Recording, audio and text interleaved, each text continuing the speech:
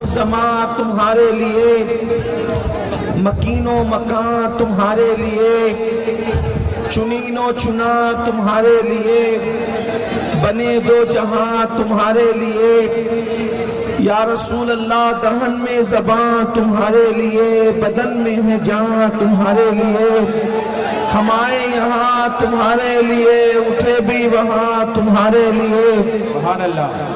اشارے سے چاند چیر دیا، چھپے ہوئے سر کو پھیر لیا، گئے ہوئے دن کو عصر کیا، یہ تاب و تواں تمہارے لیے۔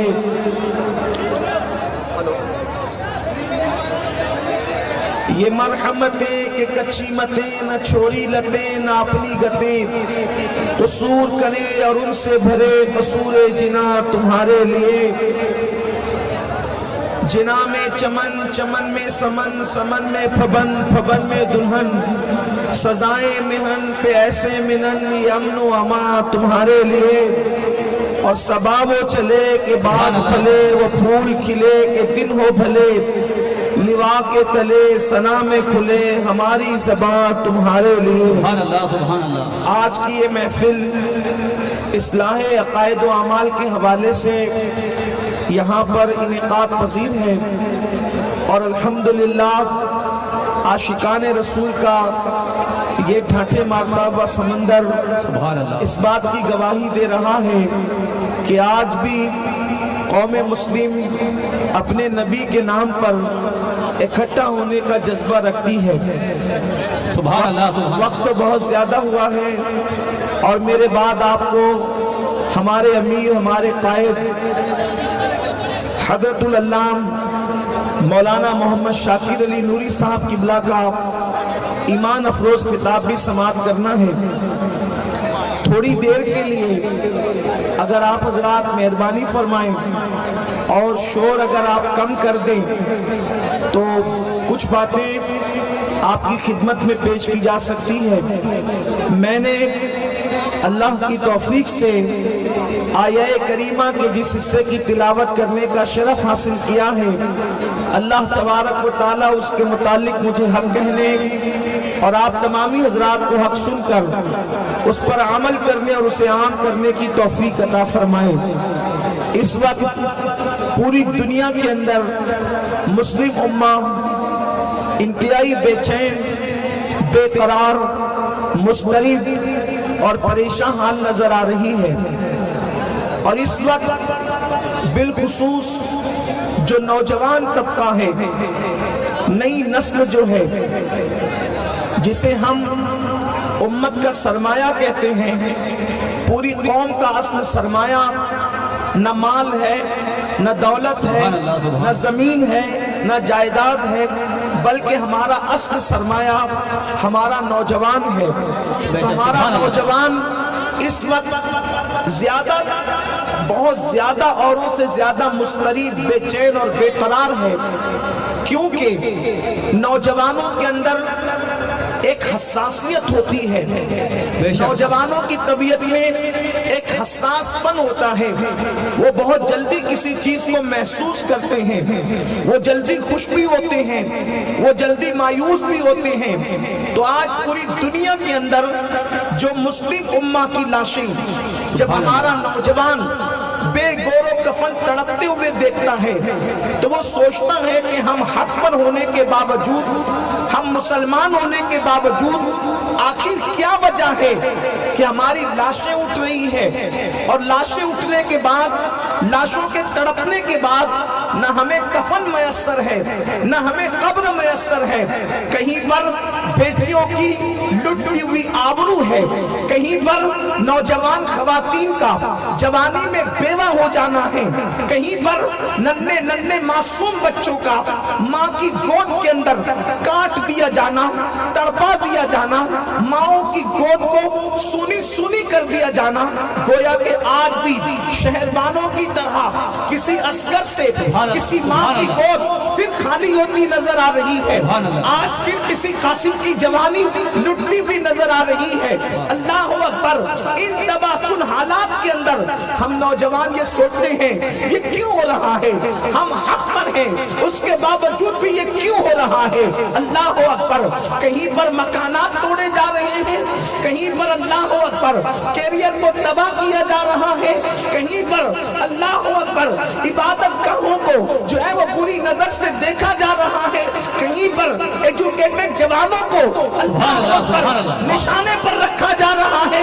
मेरे आका सल्लल्लाहु अलैहि वसल्लम के दीवानों, ऐसे हालात के अंदर हम सोचते हैं कि ये क्यों है और उसकी वजूहात क्या है।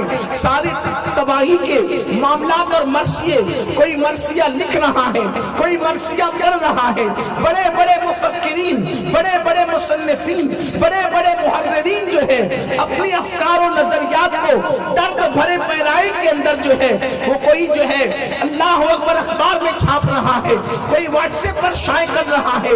मगर याद रखना, अगर इंसान बीमारी का ढिंडोरा पीटते रहा कि मैं बीमार हूँ, मैं बीमार हूँ, मैं बीमार हूँ, तो उसका कभी इलाज नहीं हो सकता। पहली चीज तो ये, अगर आप बीमारी से निजात चाहते हैं तो आपको ये चाहिए कि पहले आप मालूम करें कि आपको बीमारी क्या है और उसके बाद फिर आपको ये मालूम करना होगा उस बीमारी का इलाज क्या है, उसकी दवा क्या है। बीमारी मालूम करो, फिर उसके बाद उसका इलाज पता करो, और जब दो चीजें पता चल जाए तो फिर उसका इलाज करने की कोशिश करो। बीमारी तो हमें पता चल गई, टूटते हुए मकानात, लुटती हुई जवानी, लुटती हुई आबरू, मुर्दा धोती हुई बहनें, ये सारे हालात, और नन्हे नन्हे बच्चों का माओ की गोद में दम तोड़ना, नस्ल कुशी के हवाले से इस्लाम दुश्मन ताकतों का प्लान बनाना, ये किसी एक मुल्क की बात नहीं कर रहा हूँ, ये पूरी दुनिया के हालात हैं। कहीं कम है, कहीं ज्यादा है। अल्लाह के कुरान से पूछो ये मुसीबतें क्यों आती है, तो कुरान कहता है वमा असाबकुम मिन मुसीबतिन फबिमा कसबत ऐदीकुम। मेरा अल्लाह कुरान में फरमाता है कि तुम पर जो मुसीबत आती है वो तुम्हारे गुनाहों के सबब से आती है। यानी जब तुम जराइम करते हो, जब तुम गुनाह करते हो, जब तुम अल्लाह की नाफरमानी करते हो तो अल्लाह तुम्हें मुसीबत में गिरफ्तार कर देता है। ऐ मेरी कौम के जवानों, अगर अपनी कौम को तबाही से बचाना है, अपनी कौम को बर्बादी से बचाना है, अपनी कौम को मुश्किलात से बचाना है, तो गुनाहों से अपने रिश्ते को तोड़ लो, गुनाहों से हिजरत कर जाओ, गुनाहों से सच्ची तौबा कर लो।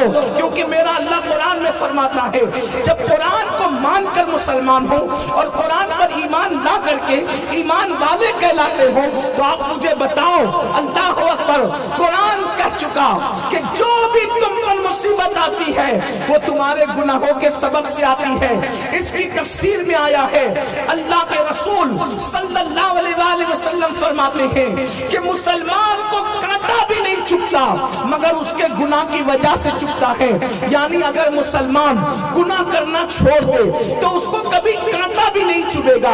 आइए मैं आपको बताऊं, कत्ल आम क्यों होता है, शिकस्तें क्यों होती है, तबाही क्यों होती है। अब बहुत तवज्जो के साथ सुनना, इसलिए कि गुफ्तगू ज्यादा देर शायद ना हो सके, क्योंकि अभी किबला अमीर मोहतरम की आमद होगी, हम अपनी गुफ्तगू मुकम्मल करेंगे। मैं अपनी बहनों की भी तवज्जो चाहता हूँ। अल्लाह अकबर। देखो रसूलुल्लाह सल्लल्लाहु अलैहि वसल्लम जिस दौर में दुनिया में तशरीफ लाए और फिर अल्लाह ने उनको जो पाक असहाब अता फरमाए, थोड़ा गौर करना। मैं बहुत बड़ी मिसाल आपके सामने रखने जा रहा हूँ।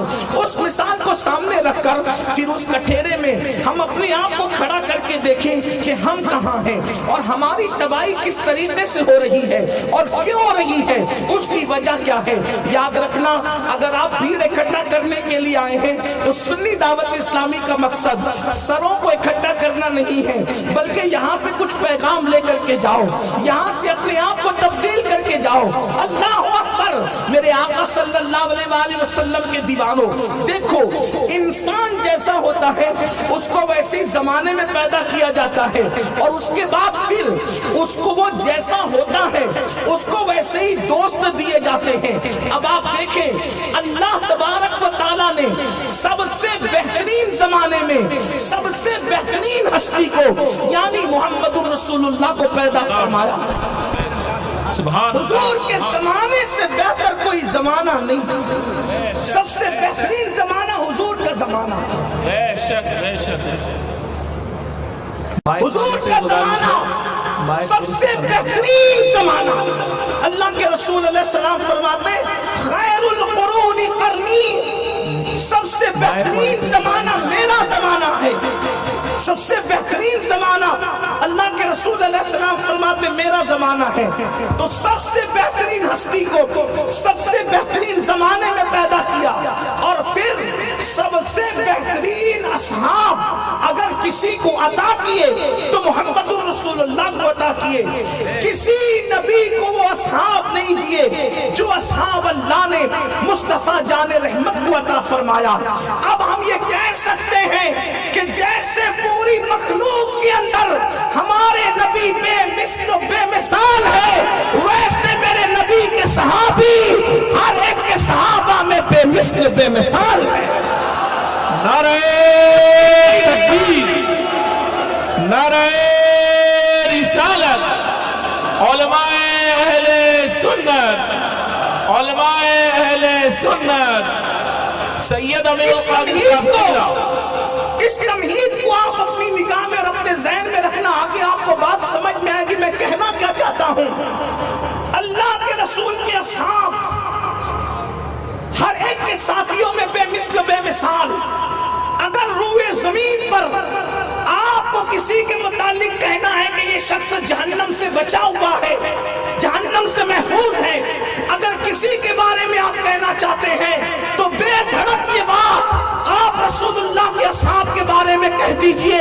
کیونکہ میرے نبی نے فرمایا جس نے مجھے ایمان کی حالت میں دیکھا اللہ نے اس پر جہنم کی آگ کو حرام فرما دیا. سبحان اللہ، سبحان اللہ. نعرہ تکبیر، نعرہ رسالت، فیضان مصطفیٰ.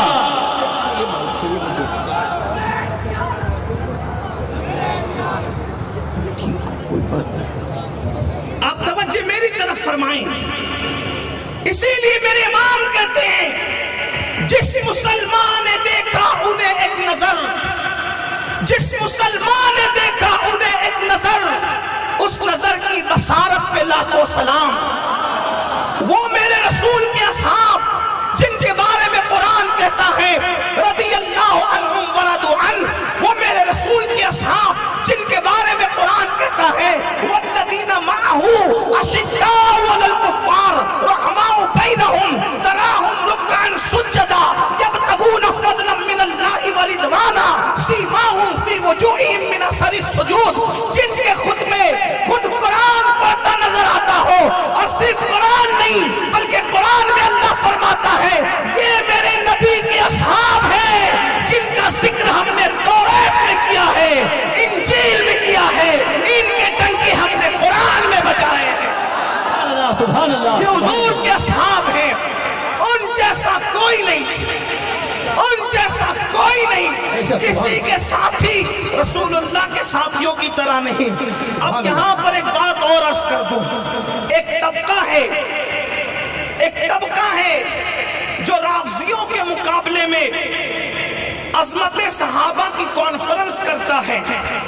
حالانکہ روافض سے ہمارا بھی اختلاف ہے اور شدید اختلاف ہے اور فروع اختلاف نہیں ہے بلکہ عقائد اور ایمان کے متعلق اختلاف ہے. بلکہ بات ایمان اور کفر کی ان سے ان اختلافات کے ساتھ ہم ان سے دور رہتے ہیں.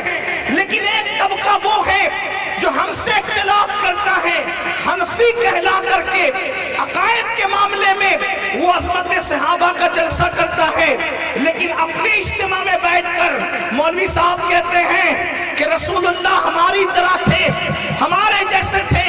اور جب اجتماع میں یہ کہتا ہے تو رافضیوں کے رد میں ادھر وہ کہتا ہے کہ صحابہ جیسا کوئی نہیں ہو سکتا. ہم سے کہتا ہے کہ نبی ہماری طرح تھے اور ان سے کہتا ہے رافضیوں سے کہ صحابہ جیسا کوئی نہیں ہو سکتا. ہم نے پوچھا کہ رسول اللہ تو آپ کی طرح ہوئے لیکن صحابہ کسی کی طرح نہیں اور کوئی صحابی کی طرح نہیں، تو ذرا یہ فلسفہ ہمیں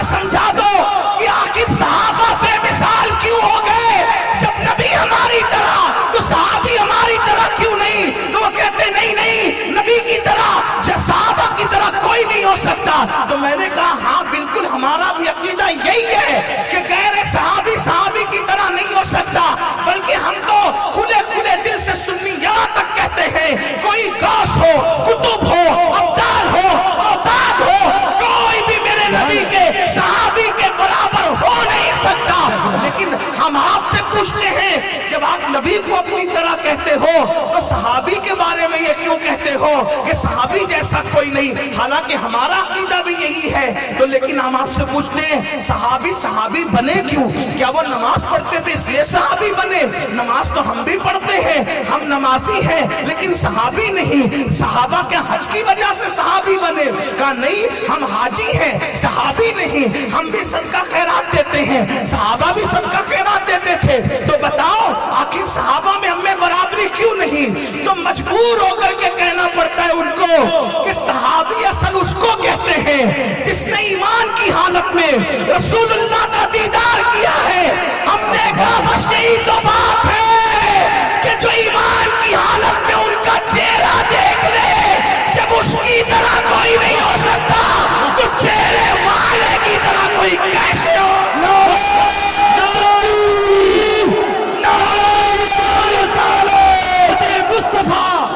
असहाबे मुस्तफा, आले मुस्तफा, उलमाए अहले सुन्नत, उलमाए अहले सुन्नत, सैयद अमीरुल कादी साहब किबला, नाराए तकबीर, नाराए रिसालत, या रसूल अल्लाह, सुभान अल्लाह, माशाअल्लाह। तो फिर इसमें पेवन लगाया जाता है, नहीं नहीं, जाहिर में नबी हमारी तरह है। मैंने कहा नबी का जाहिर ही तो देखा जाता है। नबी की नाक देखी, नबी की आंख देखी, नबी की जुल्फें देखी, नबी के लम्हाए अक्स देखे, नबी की जुबान देखी, नबी का सीना देखा, नबी का जो है वो पैर देखा, नबी का हाथ देखा, नबी का सरापा देखा। अरे जाहिर ही तो देखा, बातिन तक अबू बकर तो क्या जिब्रील की भी रसाई नहीं हो सकती। नाराए तकबीर, नाराए रिसालत, अज़मते मुस्तफा, शाने मुस्तफा, सुभान अल्लाह, सुभान अल्लाह। बातिन कौन जान सकता उनका? बल्कि वो तो खुद फरमाते, सिद्दीक अकबर से मुखातिब होके कहते, पूरी उम्मत में जो सबसे अफजल है उससे मुखातिब होके कहते, या अबा बकरिन लम यारिफनी हकीकतन गैर रब्बी। ए अबू बकर, मेरी हकीकत को मेरे रब के सिवा कोई नहीं जान सकता।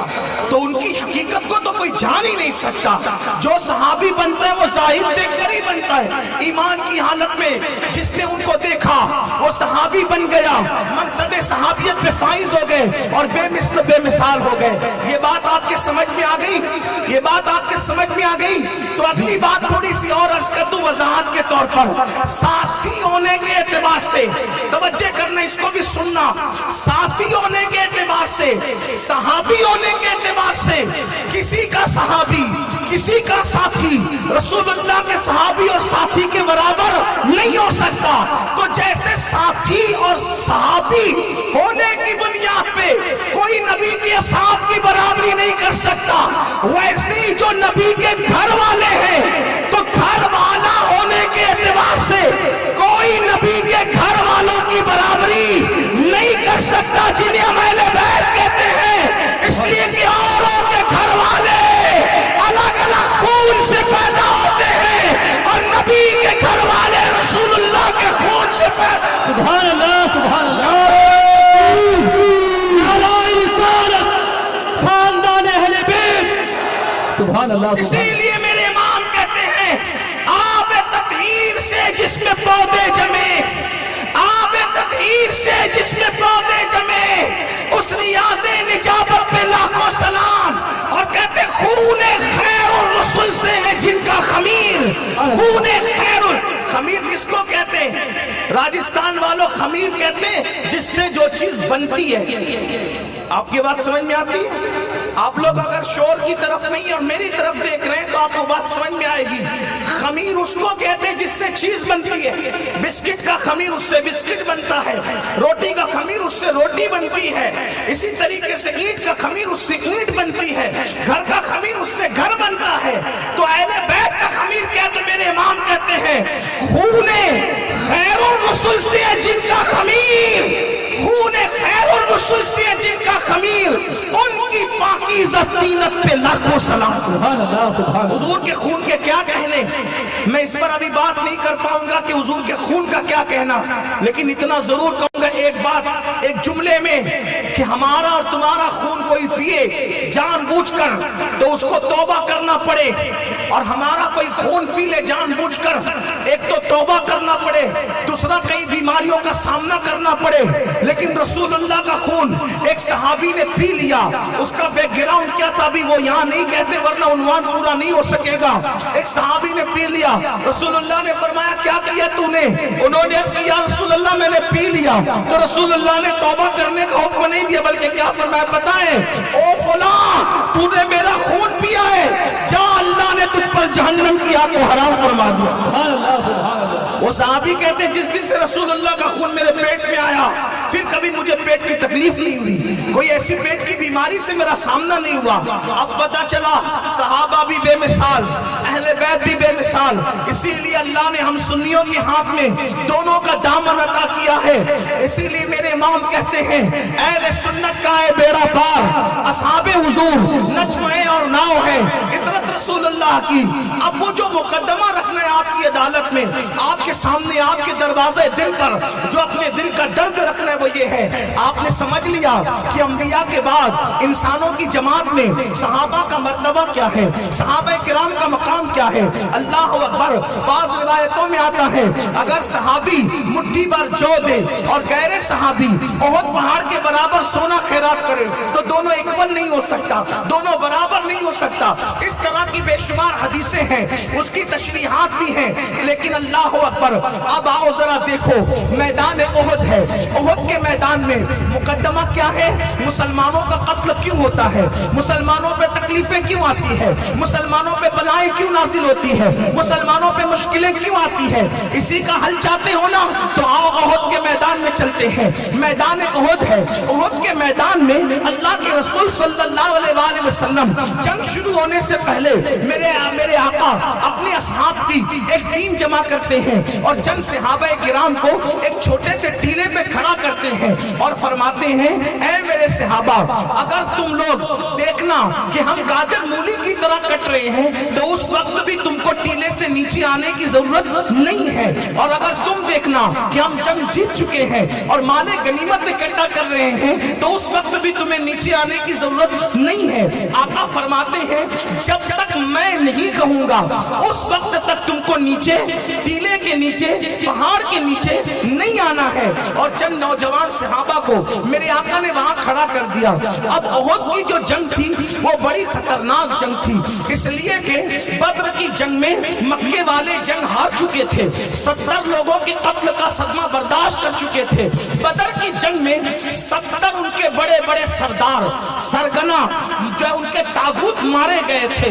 अब उनको गुस्सा था, उन लोगों ने मन्नतें मांग मांग करके आए थे कि ओहद में तो उसका बदला लेंगे, बदर का बदला ओहद में लेंगे, बदर का बदला ओहद में लेंगे।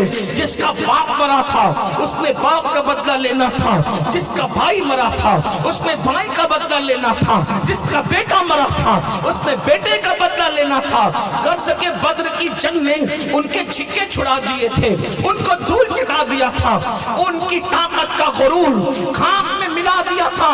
उन अरब के सूरमाओं ने जिनको असहाबे रसूल कहते हैं, जिनको सहाबा कहते हैं, ये बात याद रखना मुसलमानों, दीन आसानी के साथ हमारे घर तक नहीं पहुंचा, बड़ी तकलीफें बड़ी मुसीबतें झेली है मेरे नबी ने, उनकी आए अहले बैत ने, उनके बाद असहाब ने। बहरहाल तो ओहद की जंग में अल्लाह अकबर 1000 का लश्कर मक्के वाले लाए हैं। अल्लाह ओहद की जंग के अंदर हालत ये है, कैफियत ये है, अल्लाह अकबर वो लोग एक बहुत बड़ी तादाद में जो है वो ओहद के मैदान में आते हैं।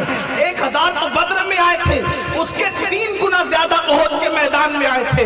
अल्लाह अकबर। और उन 3 गुना में से जो है वो 1 गुना भी जो है मुसलमानों के पास जो है वो उतनी फौज नहीं थी, न उनके पास हथियार थे, न उनके पास इंतजामात थे, ठीक है कैफियत थी। और अल्लाह के रसूल अलैहि सलाम के बहुत सारे सहाबा भूखे पेट थे। कुछ लोगों का हाल तो ये था कि उनके घरों के अंदर कई दिन के चूल्हे नहीं जले थे, फिर भी वो घर से निकलकर अल्लाह की राह में जानों की कुर्बानी देने के लिए आए थे। ऐसे में मेरे आका फरमाते हैं, ऐ मेरे असहाब, जब तक मैं न कहूं उस वक्त तक तुम पहाड़ से नीचे मत उतरना।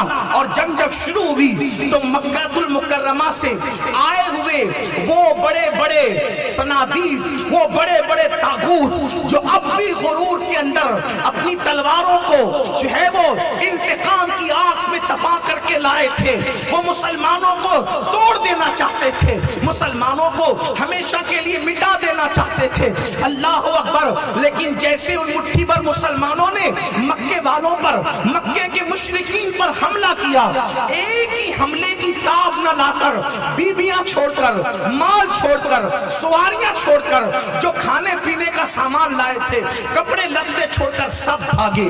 जब भागे मैदान पूरा खाली हो गया। एक ही बार में उन जवानों ने, मेरे नबी के पाक असहाब ने, मेरे रसूलुल्लाह के सहाबा ने उनके छिक्के छुड़ाए। बद्र का रोब तो था ही, उहुद के अंदर वो जम करके हमला किया कि वो सब मैदान छोड़कर भागे। वो तो मैदान छोड़ करके भाग गए, गोया के जंग मुसलमान जीत चुके।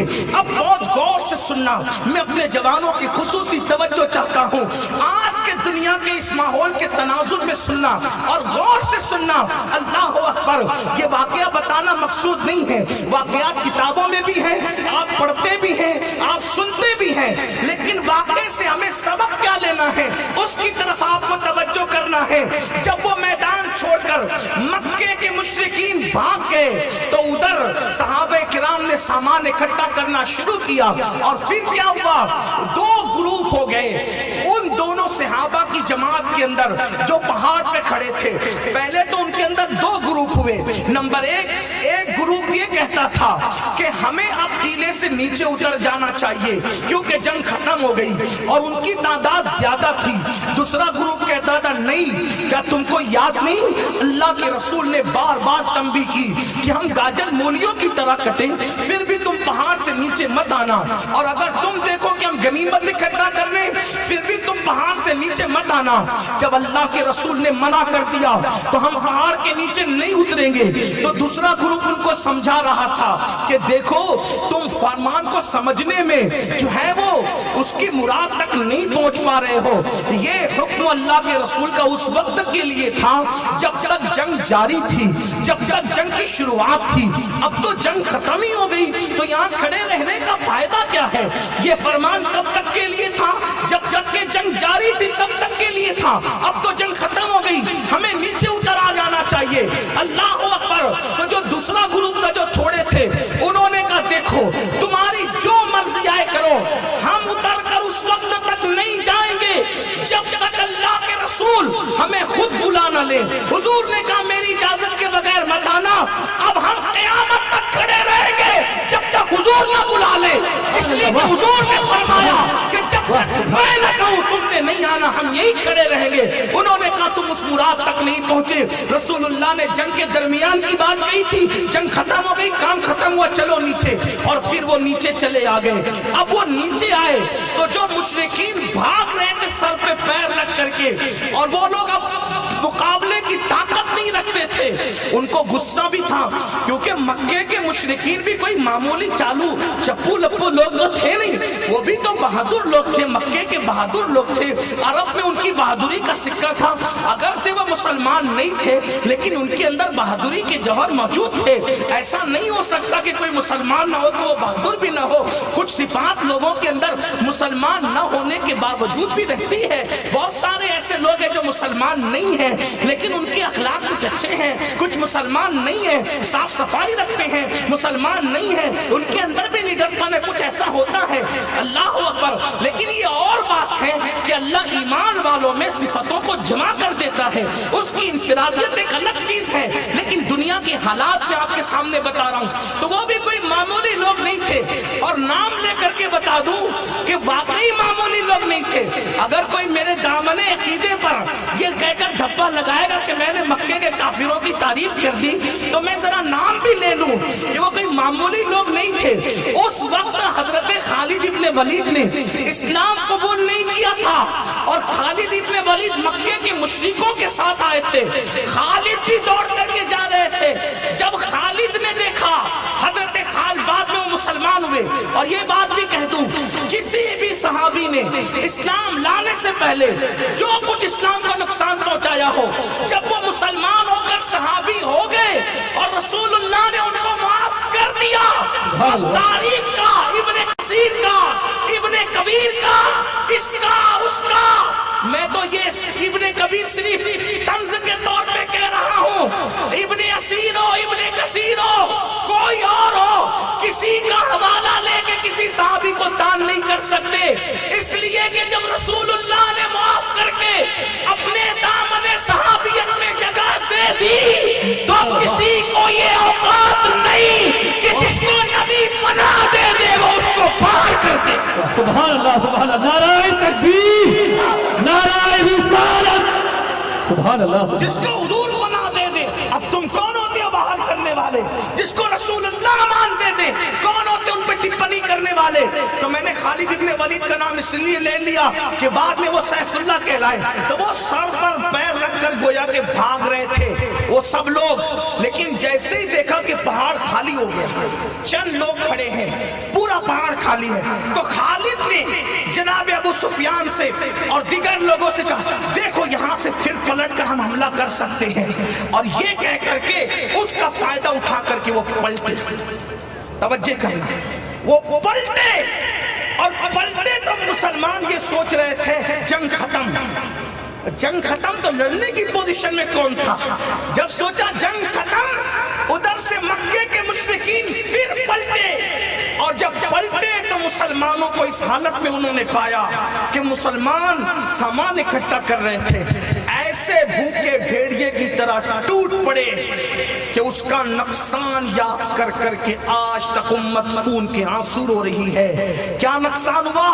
رسول اللہ کو ان کی سواری سے نیچے ڈالا گیا. سیرت کے مورخین نے تو یہ لکھا ہے کہ حضور کو نیچے گرایا گیا لیکن میرا مسلک ادب اور عشق و محبت اس کی اجازت نہیں دیتا. جو اوروں کو اٹھانے آیا تھا اس کو کبھی گرایا جا سکتا ہو لیکن اتنا ضرور سمجھانے کے لیے کہوں گا حضور کو سواری سے نیچے ڈالا. حضور کے گھٹنے شریف پھوٹ گئے گھٹنوں میں زخم آیا اس سے خون نکلا لوہے کی کڑیاں. اب ذرا دل کے کان سے سننا وہ چند لوگوں کا پہاڑ سے ہٹ جانا اور رسول اللہ کے فرمان کے خلاف عمل کرنا. نافرمانی نہیں کہہ رہا ہوں خطا نہیں کہہ رہا ہوں گناہ نہیں کہہ رہا ہوں. مراد رسول کو سمجھنے میں جو ہے مراد رسول کو سمجھنے میں فہم نے وہاں تک کام نہیں کیا. بس اسی وجہ سے پہاڑ سے چند لوگ نیچے آئے اور حضور کے حکم کے خلاف بس ایک عمل ہو گیا. ایک عمل اتنی اعلیٰ مخلوق جس کے جنتی ہونے میں کوئی شک نہیں. اتنی اعلیٰ مخلوق جنہیں فرشتے کیا خدا بند قدوس بھی پیار کی نظر سے دیکھتا ہے. میرے امام کہتے خدا ان کو کس پیار سے دیکھتا ہے جو آنکھیں ہیں محو لقائے محمد. وہ کتنی اعلیٰ مخلوق تھی جن کے لیے رضی اللہ عنہم ورضوا عنہ کہا گیا. وہ کتنی اعلیٰ مخلوق تھی جن کے لیے وَكُلٌّ وَعَدَ اللَّهُ الْحُسْنَى کہا گیا کہ اللہ نے ان سب کے ساتھ خیر کا وعدہ کر لیا. لیکن حضور کے فرمان کا جو فرمان تھا اس کے خلاف عمل ہو گیا. نقصان سنو میری قوم کے جوان دل کے کانوں سے سنو اور اگر واقعی امت کا درد دلوں میں موجود ہے تو یہاں سے سوچ کر کے جانا اتنی افضل و اعلیٰ مخلوق سے اگر ایک عمل رسول اللہ کے فرمان کے خلاف ہو جائے تو نقصان کیا ہوتا ہے. حضور کو سواری سے نیچے ڈالا گیا دشمن نے ڈالا گھٹنے شریف زخمی ہوئے حضور کے گالوں میں کڑی گھس گئی لوہے کی خون کی پھواریں نکل پڑی. حضور کے دو دانت کا کنارہ شہید ہو گیا جس کو ہم دندان مبارک کی شہادت کہتے ہیں. حالانکہ پورے دانت نہیں ٹوٹے تھے پورے دانت شہید نہیں ہوئے تھے وہ کنارہ شہید ہوا تھا. اس پر ابھی کوئی تفسیرہ نہیں کرتا اس لیے کہ اب عنوان کی طرف آ جاتے ہیں. اللہ اکبر. اور پھر میرے نبی کے 70 اصحاب کی شہادت ہوئی. میرے نبی کے 70 صحابہ شہید ہوئے اور ان 70 صحابہ میں سے میرے آقا کے چچا सैयद शुहदा हजरत अमीर हमजा की शहादत हुई, मुसअब इब्न उमैर की शहादत हुई, अब्दुल्लाह इब्न जहश और भी इन तरह से हजरत शम्मास और हजरत साद, इस तरीके के 70 असहाब जो शहीद हुए। औरों की शहादत की तरफ क्या जाइएगा, वक्त हो तो बात करें, लेकिन थोड़ा सा इशारा दे दूं। जब हजरत अमीर हमजा की शहादत हुई तो काटने वालों ने उनके होठ काटे, काटने वालों ने उनकी नाक काटी, काटने वालों ने उनकी उंगलियां काटी, काटने वालों ने उनके सीने को चीर दिया और सीना चीर कर एक खातून ने अपने हाथ में लिया और हाथ में लेकर उसको चबाना, कच्चा कलेजा चबाना शुरू किया और चबा चबा करके थूका। आपसे पूछना चाहता हूँ, जिस वक्त और मेरे नबी ने अपने चचा का चबाया हुआ कच्चा कलेजा ओहद की जमीन पे पड़ा हुआ देखा होगा, जिस वक्त और अपने चचा के होठों को कटा हुआ देखकर, उंगलियों को कटा हुआ देखकर, नाक को कटा हुआ देखकर, कान को कटा हुआ देखकर, और उस नाक, उस होठ, उस कान के साथ मक्के वालों ने क्या सलूक किया कि उसको एक सुई के जरिए से धागे में पिरोया, हार बनाने वालों ने उसका हार बनाया, पाजेब बनाने वालों ने उसके पाजेब बनाए, बाजूबंद बनाने वालों ने उसके बाजूबंद बनाए। ये तारीख है, ये तारीख है। अल्लाहु अकबर। और जब उन 70 असहाब की शहादत का मौका, जब वो लाशें 70 रखी हुई थी, तो मेरे नबी उस वक्त उनकी लाशों को देखकर रो रहे थे कि आंखों से जो आंसू जारी थे, जिसने दाढ़ी को भिगो दिया था। लेकिन उस वक्त तो सहाबा को फिक्र ये थी कि इन 70 असहाब को दफन करने के लिए जमीन तो है बहुत भी, मगर कफन कहां से लाएंगे? कफन उस वक्त रसूलुल्लाह के उन असहाब को कफन देने के लिए मुसलमानों के पास कपड़ा भी मौजूद नहीं था। हालत ये थी कि उनको घास में लपेटा गया, बाजों को, यानी उनके जिस्म पे घास डाली गई, बाजों को एक कपड़ा उड़ाया गया, एक कपड़ा, और सर छुपाते तो पैर खुलते, पैर छुपाते तो सर खुलता। ये कैफियत थी। एक दिन में 2-2 ड्रेस तब्दील करके गुनाहों के अड्डों को आबाद करने वालों, एक दिन में 3-3 मर्तबा पेट भर करके खाने वालों, और कभी जिना के अड्डे को, कभी शराब के अड्डे को, कभी जुए के अड्डों को आबाद करने वालों, मेरी कौम के जवानों, तुम सोचते हो कि मुसलमानों पे बुरा वक्त क्यों है? मुसलमान क्यों कट रहा है? मुसलमान क्यों लुट रहा है? मुसलमान क्यों पिट रहा है? मुसलमानों की लाशें बेगौरों कफन क्यों है? अरे वो सहाबा, चंद सहाबा, उंगली पर गिने जाने की उनकी तादाद थी जो पहाड़ से नीचे उतरे थे। अगर रसूलुल्लाह के फरमान के खिलाफ उनसे एक काम हो जाए तो 70 लाशें बगैर कफन के वो देखते हैं, और 70 लाशें बगैर कफन के वो ओहद की जमीन पे दफन करते हैं। रसूलुल्लाह के दंदान की शहादत होती है, अमीर हमजा का कलेजा चबाया जाता है। एक फरमान रिसालत के खिलाफ अमल हुआ तो उम्मत पर इतनी बड़ी मुसीबत आती है कि क़यामत तक लोग इस वाक़े को याद कर करके रोते रहेंगे। अब आपसे मैं पूछना चाहता हूँ, कहाँ वो गुनाह भी नहीं था, कहाँ वो खता भी नहीं थी? मैं तो उसको लफ्ज़िश भी नहीं कहना चाहता। वो मुरादे रसूल को समझने में फहम वहां तक न पहुंचा दूसरे ग्रुप का, तो ये हालत उम्मत ने देखी। दूसरी बात, उस ग्रुप में 2 ग्रुप हो गए। रसूलुल्लाह ने एक बनाया था, वो 2 हो गए। हुजूर ने एक बनाया था, वो 2 हो गए। तो 2 होने की वजह से कितने मुसलमानों की शहादत हुई? तुम तो 72 फिरकों में बंट गए, तुम तो 72 फिरकों में बंट गए। हालांकि वो दोनों हक़ थे, यहाँ तो एक हक़ पर बाकी सब बातिल पर है।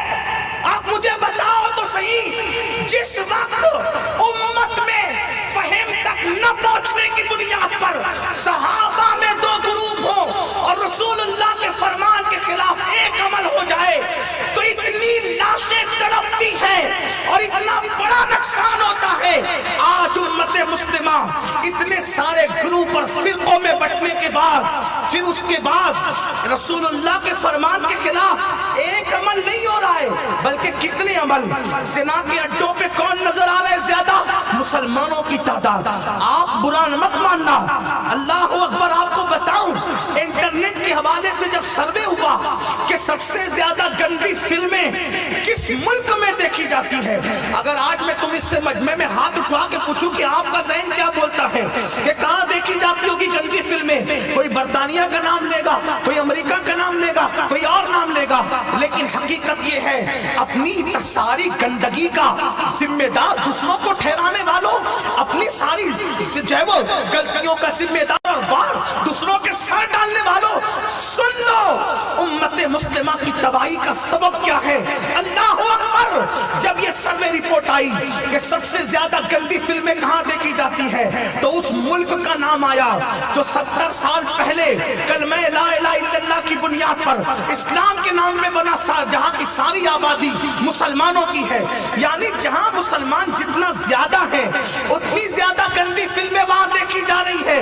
میں پوچھنا چاہتا ہوں اپنے نبی کو قبر انور میں دکھ دے کر کے ہم سکھ جاتے ہیں؟ رسول اللہ کا قبر میں دل دکھا کر ہم سکون اور اطمینان چاہتے ہیں؟ نہیں ہو سکتا ایسا. آپ کہیں گے امین القادری ہم نے کب نبی کو دکھ دیا، کب تکلیف پہنچائی؟ میں نے کہا مجھ سے نہ پوچھو، اپنے نبی سے پوچھو. میرے نبی خاتم النبیین سید العالمین فرماتے ہیں لوگوں تمہارے اعمال ہفتے میں 2 دن میرے سامنے پیش کیے جاتے ہیں. جب میں تمہیں نیکی پر دیکھتا ہوں تو خوش ہو کر تمہارے لیے دعا کرتا ہوں، اور جب میں تمہیں گناہ پہ دیکھتا ہوں تو اس سے میرا دل دکھتا ہے، میرے دل کو تکلیف پہنچتی ہے. اب میرا جوان یہ چاہتا ہے حالات بدلیں. حالات ڈنڈوں سے نہیں بدلیں گے، حالات تلواروں سے نہیں بدلیں گے، حالات ہتھیاروں سے نہیں بدلیں گے. ہم بدل جائیں، نبی کو اذیت پہنچانا چھوڑ دیں، پھر دیکھنا آسمان سے کیسے مدد نازل ہوگی. واللہ ان اللہ والوں کی موجودگی میں خدا کی قسم کھا کر کہتا ہوں مسلمان گناہ چھوڑ کر اندر کے سچے مسلمان بن جائیں.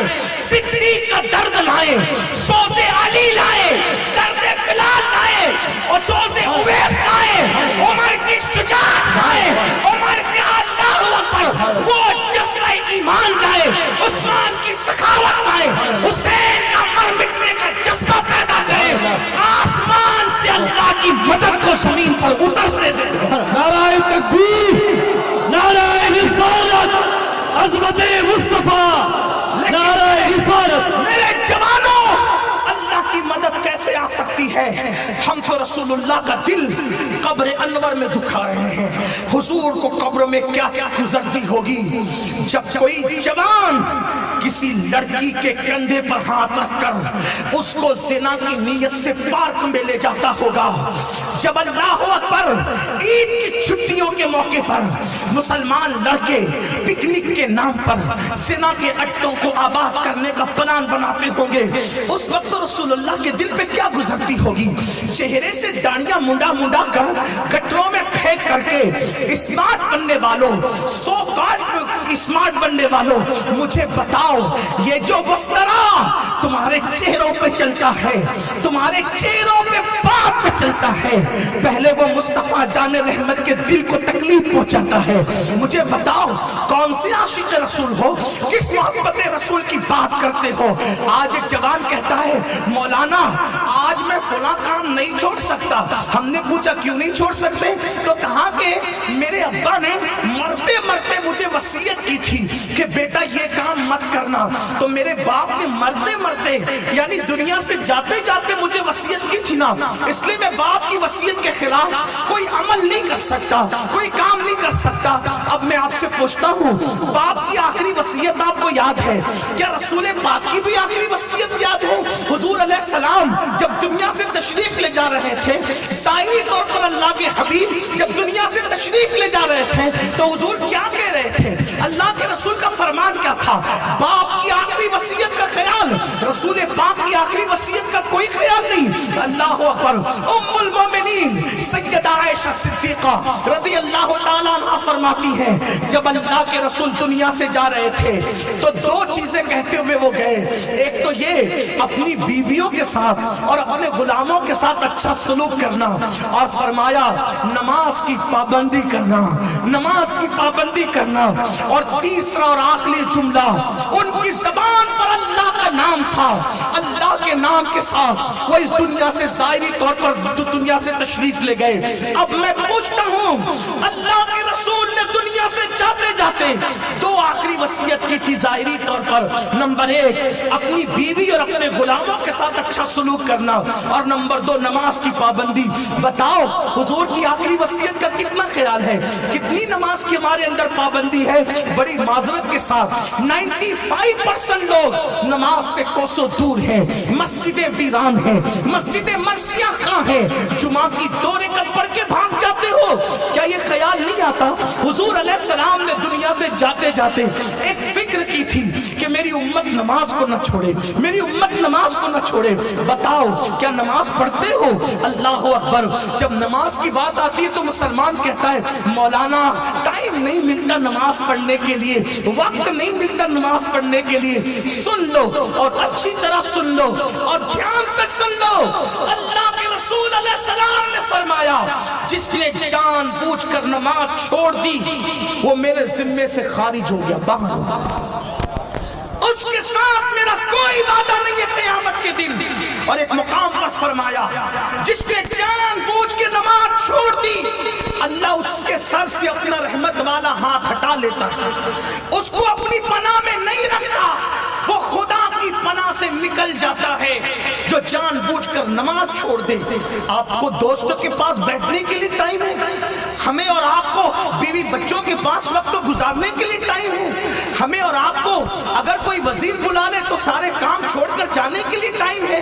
تھوڑا ایمان والوں اپنے دلوں پہ ہاتھ رکھ کر سوچو, آپ کو دوستوں آپ ٹائم دے سکتے ہو, آپ پڑوسیوں کو ٹائم دے سکتے ہو, آپ بیوی بچوں کو ٹائم دے سکتے ہو, آپ سب کو ٹائم دے سکتے, لیکن جس رب نے مجھے اور آپ کو زندگی دی اس خدا کے لیے ہمارے پاس ٹائم نہیں, اللہ کے لیے ہمارے پاس ٹائم نہیں. ذرا سوچو تو کیا ہم تباہ نہیں ہوں گے, ہم برباد نہیں ہوں گے, ہم رسوا نہیں ہوں گے؟ اللہ اکبر. تھوڑی دیر آپ لوگ سکون سے سنیں تو بڑی نوازش. بہت اچھی میزبانی آپ کر رہے ہیں, آپ لوگوں کی بڑی محبتیں ہیں, لیکن اچھی میزبانی اچھا کھانا کھلانے کا نام نہیں. ہم جو پیغام لے کر آئے اس کو سن لو تو ہمیں اچھا لگے گا کہ ہم جو آئے تھے, جو مقصد لے کر, آپ نے اس مقصد کو پورا کر دیا.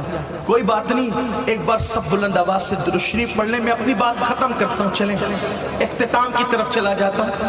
ایک بار درود شریف پڑھ لیں آپ, میں اپنی بات مکمل کر لوں, 1-2 بات کر کے بات مکمل کر لوں. سب بلند آواز, اگر سب لوگ درود پڑھ لیں گے نا تو ہزاروں درود حضور کی بارگاہ میں پہنچ جائیں گے. سب مل کے پڑھو, بہنیں بھی پڑھیں. اللہم صلی علی سیدنا و مولانا محمد المعدن الجود والکرم وآلہ واصحابہ وبارک وسلم صلاۃ و سلام علیک یا جد الحسن والحسین. سوچو تو ہم سب کو ٹائم دے رہے ہیں, اپنے رب کے لیے ہمارے پاس, خدا کے لیے ٹائم نہیں, اللہ کے لیے ٹائم نہیں. ہم نہ مٹیں گے, ہم تباہ نہیں ہوں گے, برباد نہیں ہوں گے. ایک بزرگ, اب دھیان سے سننا, ایک بزرگ حج کے لیے گئے. حج کے لیے گئے تو ان کی تمنا یہ تھی کہ میں مسجد میں قیام کروں گا اور رات کو قیام مسجد میں کروں گا اور دن کو جو ہے سفر کروں گا. اب یہ ہوا کہ رات کو وہ بزرگ مسجد میں قیام کرنے لگے تو اچانک مسجد کے اندر کوئی رو رہا تھا. کسی کے رونے, وہ بزرگ بیان کرتے ہیں, کسی کے رونے کی آواز جیسے بچہ زور زور سے روتا ہے, کوئی رونے والا انسان روتا ہے, ایسی آواز آ رہی تھی. اور ایک آواز اس میں اور بلند ہو رہی تھی, اے اللہ جس نے مجھے ویران کر دیا تو ان کو ویران کر دے, اللہ جس نے مجھے ویران کر دیا تو ان کو تباہ و برباد کر دے. وہ بزرگ محسوس کر رہے تھے کہ ہو کیا رہا ہے. مسجد کے اندر گرد و غبار پڑی ہوئی تھی, گھان کچرا پڑا ہوا تھا, کوئی انتظام صاف صفائی کا نہیں تھا, یعنی پتا چلتا تھا کہ کوئی اس میں آتا نہیں ہے. جب پتا چلا نا کہ ایک بزرگ حج کو جا رہے اللہ کے ولی اور وہ ہماری مسجد میں رکے ہیں, تو پھر لوگ آئے اور آنے کے بعد اپنے مسائل بتانے لگے. بابا ہمارے پاس روزی نہیں ہے, پریشان ہے, یہ ہے, وہ ہے, آپ کوئی تعویذ دے دیں. اس وقت پوری امت کی توجہ تعویذ کی طرف. वजीफों की तरफ, बुजुर्गों की दुआओं की तरफ। न मैं तावीज़ का मुखालिफ, न वजीफों का मुखालिफ, न बुजुर्गों की दुआओं का मुखालिफ। लेकिन एक बात कहता हूँ, ईमान लगती बात कहूँगा, आपको अच्छी लगे तो ठीक, बुरी लगे तो मुझे माफ करना। नहीं माफ कर सकते, जो बदला लेना चाहो मैं इजाजत देता हूँ, ले लेना। ये बात याद रखना, जिस घर की बरकत अल्लाह उठा ले, जिस घर की बरकत अल्लाह उठा ले, दुनिया में कोई तावीज़ ऐसा लिखा नहीं गया आज तक कि अल्लाह की उठाई हुई बरकत को तावीज़ वापस ला सके। और अगर जुमला बुरा लगता है, लेकिन मैं इस अपने ज़ौक़ के मुताबिक कह रहा हूँ, अल्लाह की उठाई हुई बरकत मुल्ला कभी वापस नहीं ला सकता। इतना याद रखना, एक बात अच्छी तरह समझना, कितना भी बड़ा वली आपके लिए दुआ कर दे, अगर आप बेनमाजी हैं और अल्लाह ने बरकत उठाई है, वली की दुआ की बरकत भी आपको नहीं मिलेगी। क्योंकि मेरे आका ने खुद फरमाया, जो नमाज छोड़ देता है, नेकों की दुआ से अल्लाह उसका हिस्सा खत्म कर देता है। वरना मैं आपको कहूँ इन उलमा की, अल्लाह वालों की मौजूदगी में, कि अगर मुसलमान नमाज पढ़ ले तो हमें किसी की दुआ की जरूरत ही नहीं है। अल्लाह के रसूल हमारे लिए इतनी दुआ कर चुके कि उस दुआ की बरकतें हमें मिलना शुरू हो जाए, हमारा काम ही बन गया। लेकिन वो दुआ की बरकतें क्यों रुकी हुई है? दुआ की वो बरकतें रुकी हुई क्यों है? क्योंकि आका फरमाते हैं, जो नमाज छोड़ देता है, नेकों की दुआ की बरकतें उसको नसीब नहीं होती। उठा करके आप किताबें हदीस की पढ़ लें। मैं इसका इनकार नहीं करता कि रसूलुल्लाह की दुआओं की बरकतें उम्मत को नहीं मिल सकती, लेकिन जिसने दुआएं की उसने खुद फरमाया, नमाज छोड़ दोगे तो अल्लाह वालों की दुआओं की बरकतों से महरूम कर दिए जाओगे। लोग आए वहां, आने के बाद कहा हजरत परेशान है, ये वो है, लेकिन वो हजरत सच्चे हजरत थे, वो सही आदमी थे। उन्होंने कहा तुम्हारे मसले का हल नमाज में है, नमाज पढ़ो, मस्जिद आबाद करो, तुम्हारे सारे मसले हल होंगे। सबके मसले अलग अलग थे, किसी की बेटी का रिश्ता, किसी का ये, आपके भी होंगे, मेरी माएँ और बहनें मौजूद है, उनके भी मसाइल हैं, मियाँ बीवी में नहीं जमती, ये नहीं, वो नहीं, वो नहीं, बहुत से, सबके घर घर की कहानी है ये। सबके मसले का हल है नमाज। नमाज सब मसले का हल। आप कहेंगे ये पागल तो नहीं हुआ ये मौलवी कि ये कहता है सब मसले का नमाज है? मैं एक आसान बात हदीस की रोशनी में तुम्हें बताऊं, बल्कि कुरान की रोशनी में। आयत नहीं पढ़ूंगा क्योंकि आयत सजदा है, मुकम्मल तर्जुमा भी नहीं करूंगा, एहतियातन उसकी तर्जुमा भी करता हूं। अल्लाह कुरान में कहता है सजदा करो और अल्लाह का कुर्ब पालो, अल्लाह के करीबी हो जाओ। अल्लाह क्या फरमा रहा है? सजदा करो और अल्लाह के करीबी बन जाओ। यानी जब बंदा सजदा करता है, हदीस पाक है, जब बंदा सजदा करता है, अब यहाँ आलिम और जाहिल में कोई तमीज नहीं बताई गई, यहाँ नेक और गुनहगार में कोई फर्क नहीं बताया गया। अल्लाह अकबर, क्या फरमान जारी हो रहा है, क्या फरमान जारी हो रहा है? अल्लाह के रसूल फरमाते हैं सल्लल्लाहु अलैहि वसल्लम कि जब तुम सजदे में जाते हो तो अल्लाह के और तुम्हारे दरमियान जितने पर्दे हैं वो सारे पर्दे उठा दिए जाते हैं और सबसे ज्यादा तुम अल्लाह के करीब हो जाते हो। अब मुझे बताओ, जिस सजदे से खुदा मिल जाता है उस सजदे से दुनिया की कौन सी नेमत नहीं मिल सकती।